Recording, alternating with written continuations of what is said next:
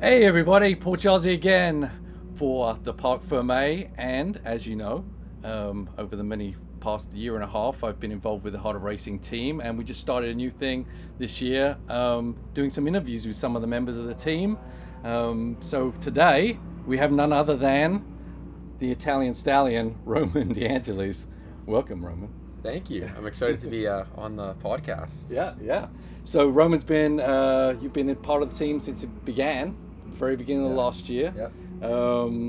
Quite a debut, quite a long season, quite a crazy season. Yeah. We're at Sebring right now, but we're not really going to get into that. We're going to kind of talk about who is Roman DeAngelis.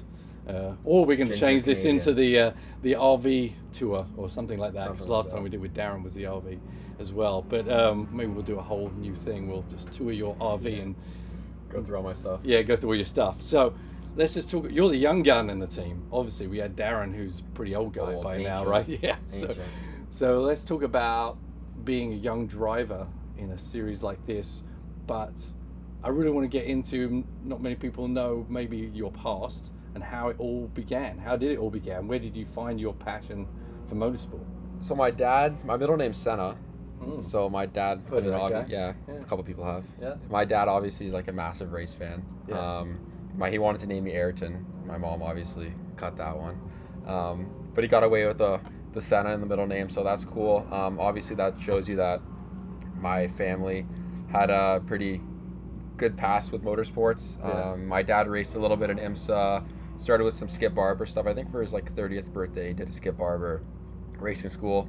I did some karting when he was younger, like in the older teens. Yeah, back when they had wooden wheels and stuff. yeah, push carts. But yeah, so obviously my family just had a passion for motorsports always, and then I was kind of just born into it. I always remember growing up watching F1. I remember my early years of karting, watching, I think Vettel was kind of the guy at the time, so I remember looking up to him quite a bit, and just always, I mean, my middle name's Senna, so obviously I was just a massive Senna fan. My first helmet was a Senna replica. But yeah, just kind of bored into it with that, and just had a passion for it always, just watching Le Mans and IMSA with my dad as well. So yeah. So how do you think family support? Obviously, your dad. We've met your dad as a super guy. How do you think the family support has helped you get where you are? We know in racing it's changed. If you listen to the interview with Darren, obviously he got into it a different way, doing it all on his own, sleeping on the floor of Jordan. Yeah. But it's just not possible anymore. It really isn't. No. So how does the support of your family help you get where you are? Yeah, I mean, like I said, my dad has a massive passion for it. So, I mean, I was telling you some stories earlier about being a kid here at Sebring and other tracks. Had nothing to do with racing. Had more to do with becoming a man. No, just the stuff you see here as a kid. When you're like 9 or 10 and you're driving around on a golf cart. Everybody who knows Sebring knows what's going on in the infield. So definitely some crazy parties and stuff like that I saw at a very young age. But no, just I always had my dad behind me, and then my mom obviously as well. All my family, all my friends, everybody's a massive fan of what we're doing. They love racing. I think my dad definitely the biggest supporter with it. Obviously racing now is financially pretty crazy, so supporting me in karting, and then my first year in Formula Ford and a bit through Porsche Cup. I got lucky with some sponsors there, and then obviously now very fortunate with the Heart of Racing deal, but that's the end of what was a very long process of getting to where we are now. So definitely had a lot of support from them. Our rule was always, I remember in grade school and like high school, was if I don't have an 80 average, I wasn't able to race. So that was kind of the trend until I got farther into high school, and it became a bit. God, my parents didn't have that.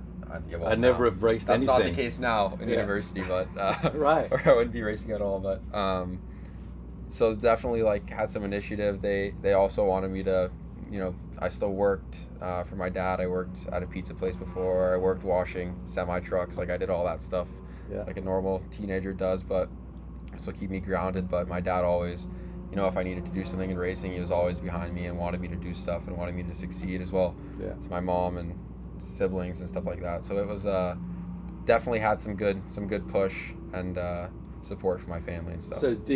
So is that your passion for racing? You were introduced to racing by your dad, but you still need to have that passion inside you, right? Yeah. So when you first jumped in, I guess from you won your first race you were ever in at 9 years old, right? I mean, was it something you were like super excited about, or did the success kind of fuel you wanting to do more? I think a lot of my passion for like motorsports came with my passion for vehicles in general. So my dad's has a construction company, so like, I mean, there's a bunch of pictures I can try to find one day and show you, but as a kid, like in excavators and dozers and stuff like that. Right. Big Tonka toys. Yeah, basically. But like, I mean, I remember being like 6 or 7 and using them. Like, I'd go operate them on the weekend and stuff. Like, my dad would teach me. Yeah. So definitely always loved like equipment. My grandpa had a farm, so just always grew up around that kind of stuff. And then I remember having like an electric Ferrari F1 car thing. Like a little, all the kids have them. So I remember having that, and then remember getting a go-kart and driving it, like just really weird small memories as a kid, like driving it up and down the driveway. I was probably 6 or 7. And then my dad and my family was super busy all the time, so I'd probably go to the track maybe from when I was 6 to when I started at 9, maybe like 3 times a year we'd go. And I'd drive, and I really loved it, like enjoyed it. Always watched racing, so I just really wanted to race. And I remember my dad one day coming up to me and just saying like, hey, do you want to race? I have a friend who has a go-kart, and he asked if, you want to come try and do like a full race weekend. And obviously I did that, and it was like over. Then it's all a flash, and now we're here. So just definitely, everybody says they caught the bug. I definitely caught the bug. And just, I mean, now it's been my life. So it's been half my life I've been racing now. So at 20 now, so it's pretty crazy. So you're obviously a pretty tall guy. Yes. Right, and you did karting. Probably not the best thing to be when you're good in the rain. You're good in the rain. Good in the rain, tough, and you did some Formula car stuff, and you were passionate about Formula One. Yeah. But then it was a decision to move to sports cars because of your size. It was pretty much an end, that you were never going to make it. Honestly, no. I was never. I'm not going to say it's unrealistic for kids to say they want to go to Formula One and go to. Right. I think IndyCar is a bit more plausible than Formula One is, but I mean, you look at the people who are in F1 now. To get to F1, you had to have had X amount of money, or just a lot of luck, and everything went to plan, and a lot of talent. Yeah. Like, very special people make it. Nowadays, it's very difficult to make it without funding from somewhere or something. For a very long time, right? Yeah. Honestly, and I think at a young age I realized that, but I also always loved endurance racing. So like, if it was a 24 Hours of Le Mans, or it was the Monaco F1 weekend, I'd watch 24 Hours of Le Mans. That's just always how it was. Like, I remember growing up watching IMSA and like Lally, Davis, Brian Sellers, like all those guys. I just always looked up to as a kid. Old Manny and James. I don't know wherever happened to that guy. Yeah, who knows, right? Yeah. But that was always my passion. Yeah. So I did Formula Ford, and then I did a one test in USF 2000, and I didn't fit for the first part. Right. But I also just was like, this isn't gonna go anywhere. It's just not gonna go anywhere. Like, USF 2000, they said how much it was, and I was like, there's no way that's possible. So I was gonna do IMSA Lights at the time because my dad had a car. Because he raced IMSA Lights, so that would and it was pretty affordable, and I get a couple sponsors and run it, and I could, I had a car as well, so it was, it was easy to be able to do it. And then like I said, my dad raced, so he had a 997 Cup car, and I went to a FARA 500 event in Miami. Okay. And my dad, for some reason, was like, "Oh, I'm not going to race. You're going to race." This is after my first year in Formula Ford, so I was, 15. And the driver I was with was Marco Cerrone, who was a Mark Motors driver at the time in Porsche Cup. Yeah. And so me and him were teammates, and we finished second. And by the end, I was like right on pace with him. So he, being the guy he is, he's just an awesome person. And honestly, like, I owe everything, like Ian. Yeah. They're kind of in the same boat where like I owe my career to them, basically. He called the owner of Mark Motors the following week and said, like, "Hey, I think you need to give this kid a chance." So I remember on my 16th birthday getting a call from Mark Motors and saying that I was going to do the Porsche Cup North America. Yeah. So that's kind of how it all escalated from then. So. And then you ended up being champion in. I won the Canadian, it's like rookie class kind of. I won that championship. and then I think I was third in the States, but I missed a bunch of races because the sponsorship was more geared towards the Canadian stuff. Yeah. And then from then I did 2 more years with them. So 2 more years with them, and you won both championships, right? Yeah, I won the Platinum Championship in the U.S. and Canada in 2019, and I was second in U.S. and Canada the year before. So and then at that point, you're like, where do you go from here, right? And then was that when I ended up meeting you? No, I met you. So I did the year with Mark Motors in like the rookie class, and then I did the year where I finished second in both championships, and then we did the 24 hours. Up when you debuted in GTD in IMSA. Well, that was quite a debut. That was that was also a big eye opener. Yeah, that was my first really. I mean, not that I wasn't getting some help in the Porsche Cup stuff, but this was like the first big, you know. You got to cool up, and it's just through talent that you got. I got lucky. Cooled up, right? Yeah, Team I got Canada. really lucky. I got really lucky, honestly. Yeah. Because now to get that opportunity, it's just like, it's not there anymore. It's just maybe 5 seats a year in North America. You get that chance, but it's like. Yeah. Well, it doesn't hurt to be good. Well, to get those opportunities, right? And they do come up few and far between, but if you're there and you're ready, then. And a lot of luck though. Yeah. I mean, the odds of Audi Canada having a funded car and wanting a young Canadian driver in it, like the year that I was in contention, is pretty slim. Yeah. So that was definitely a cool phone call to get. I remember being at work. I was washing semi trucks for a company my dad's friend owns. Yeah. And I got a phone call and it was freezing out. I remember like it just being brutally cold. And they called me and they're like, hey, like we want to talk about this and that. And did some negotiations, and then they called me in the parking lot of my high school. I was driving to school the one day and said, okay, you're gonna do it. And that was a pretty. What time? Obviously the race is at the end of January. When did you know you were coming? Oh, it had to have been end of November. Okay. Early December. So like just about 4 weeks before the Raw. No more than 2 months before. Yeah. I got the call, and then I was like, okay, this is. It didn't click for a while, but then you know everything kind of gets rolling. You start training. Who is this young Canadian kid that's jumping in here? Who's this idiot? Yeah. This ginger. But you did a great job, and that's where you met Ian, and then everything turns up. But obviously, debuting at Daytona 24 Hour in the Audi with the WRT team, which was a great team. Yeah. We nearly could have won it. Honestly, yeah. I mean, like, we were. I remember, I think when me and Ian handed the car over, we were in like, I think from 7th to 5th or something. So in a pretty good spot. Yeah. Then we handed it over to the big dogs. Yeah. And I don't know, I fell asleep and woke up because somebody woke me up, and I had like an interview with, like they're at the Audi, they have that big building where they do all that stuff. Yeah. And they're like, oh, like, you know, how do you think it's going? I'm like, oh, and I look over my shoulder and there's a TV screen.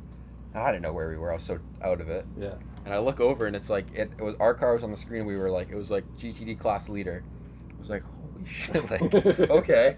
Yeah. And then like with an hour to go, we led. So yeah. So how? I mean, obviously, I think you did a great job. There was a lot to learn, right? Yeah. I think I remember the first practice you went off in the bus stop and whatever. Had a and good spin, for sure. Yeah. But I mean, a mirror off. You had 2 factory drivers. You had Ian James as your drivers. Mm-hmm. What's it like?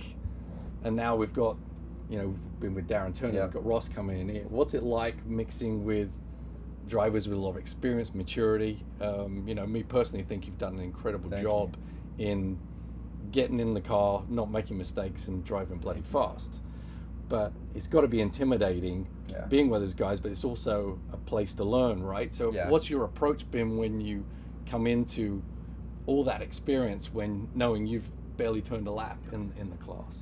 I think this year it's been a bit of a light switch for me. I'll talk about that, but I mean, I think going into the weekend and with Audi when we did Daytona, I was honestly like just scared. Like, I don't really know how else to say it. I was just honestly just super scared because I knew I was quick in a cup car. I did some LMP3 stuff and I did pretty well, but like I never drove a car with ABS ever. I never drove a car with TC, so that was what I was most worried about.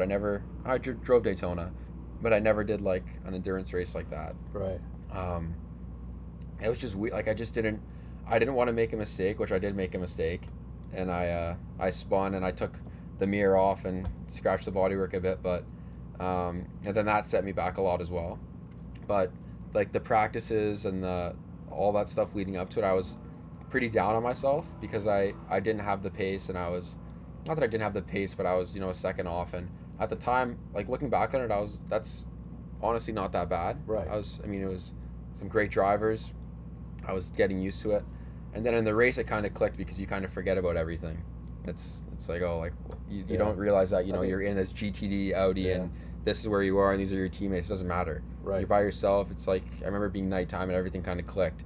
And I started to get quicker and quicker, and I remember getting out of the car and just everybody was super happy, and that was a good. I think it was that your third stint, I think. Yeah, my last one, it kind of clicked. Right, it seemed pretty obvious. And then I remember getting out and getting a couple good looks. So that was kind of where I felt like I got a bit better. Right. So you met Ian, then you were racing Porsches that whole year. Yeah. And then the Heart of Racing program comes around, and pretty crazy too. Seems like you were first on Ian's list to call. Yeah. The big call to get in the race was for sure, with the Audi team, but then getting a call for a full season with a new team, Aston Martin, Heart of Racing, with a lot of history. Yeah. It was weird too because I knew Ian, like going into Daytona. Obviously, looked everyone up. I was like, okay, what's? And I saw Ian, and I was like, man, this guy's got a lot of experience.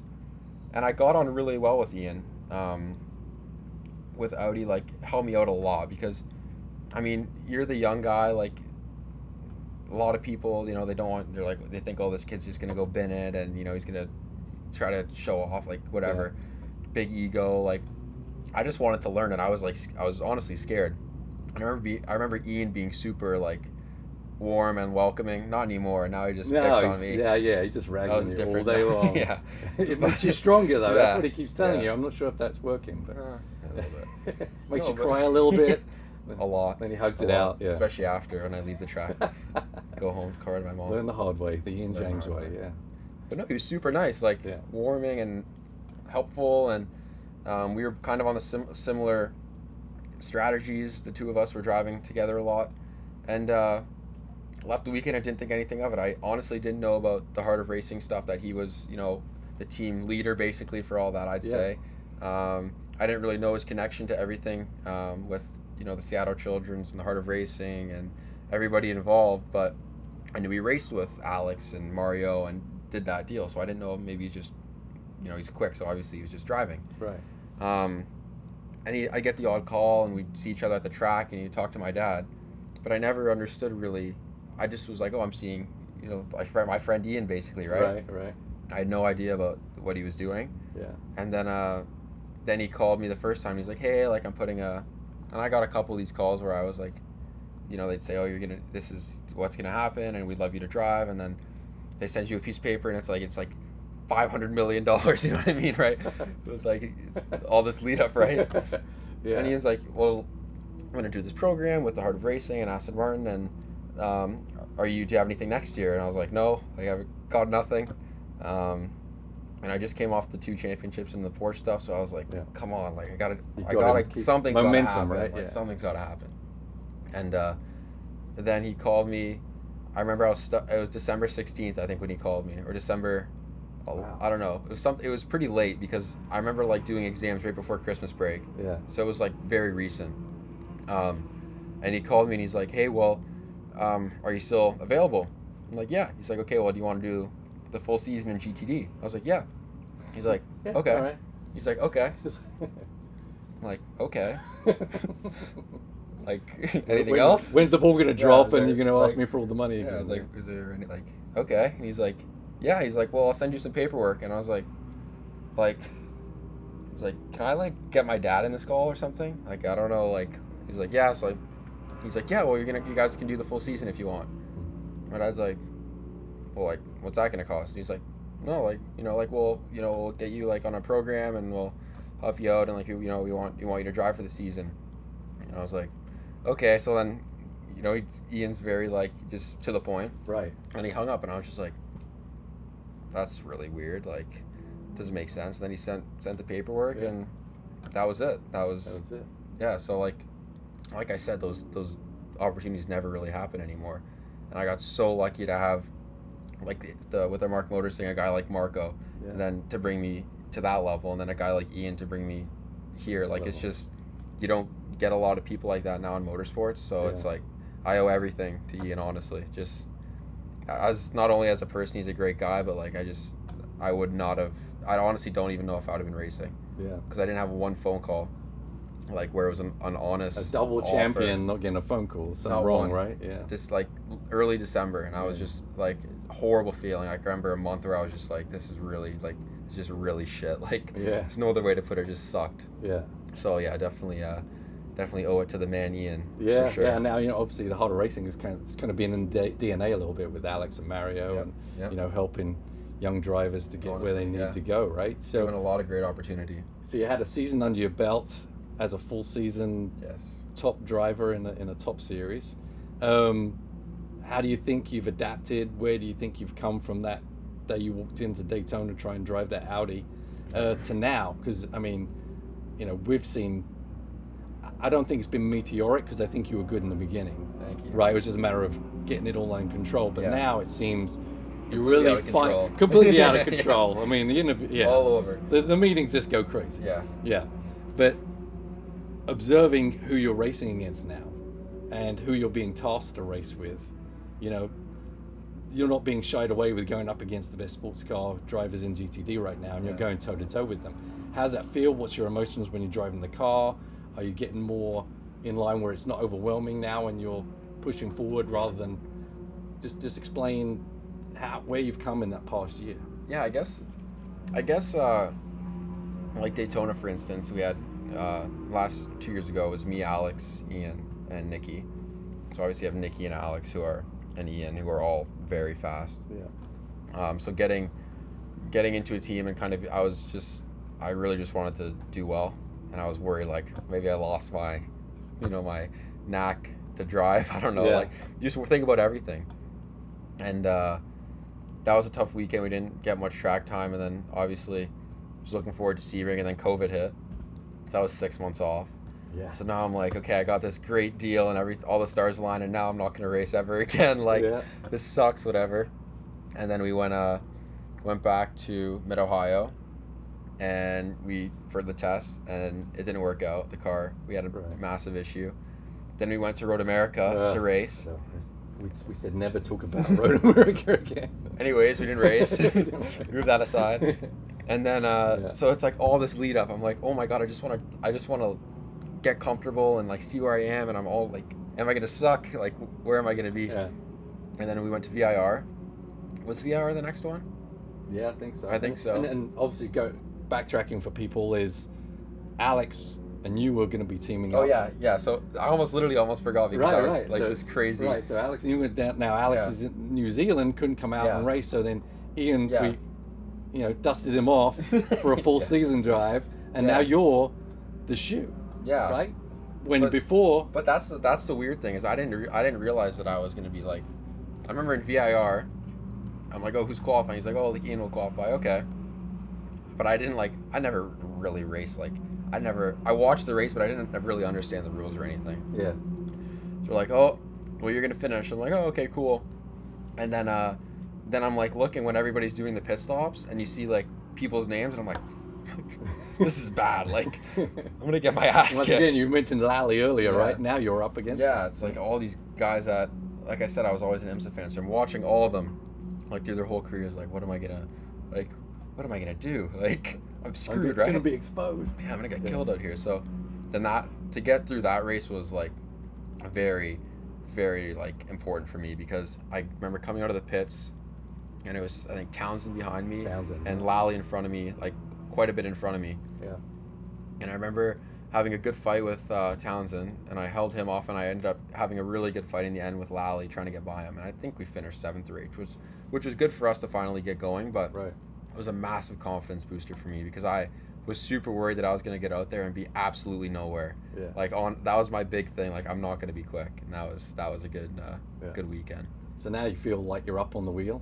Yeah, I feel really good now. Like, it's comfortable. I had some good runs last year for sure. Some good battles with a lot of the guys that I really looked up to, so that kind of helped me elevate my confidence a bit. I don't think I'm an overly confident person, but I definitely needed a bit of boost, just to know that I was capable. And that's a huge thing, like knowing that, oh, you get in the car, like you can race these guys, and Right.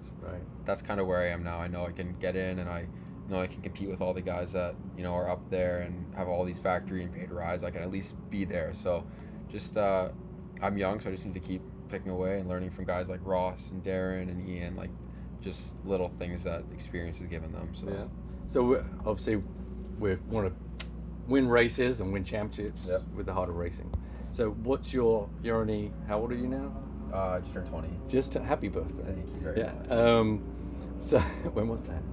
February 15th. Okay, sorry, I forgot to send you a card. It's okay. Yeah. Ian didn't either. So where do you want to go? You know, obviously there's things to be achieved here. Yeah. What's your dreams and aspirations? I know you had dreams and aspirations when you were a kid to go to Formula One and this and that, but you know, the world is your oyster to a degree. We know it's very difficult to keep this train going. Yeah. But what's your dreams in sports car racing? My dream honestly was always like sports car racing. Yeah. So I mean, like I always said I would love to race Daytona, 24 Hours Daytona.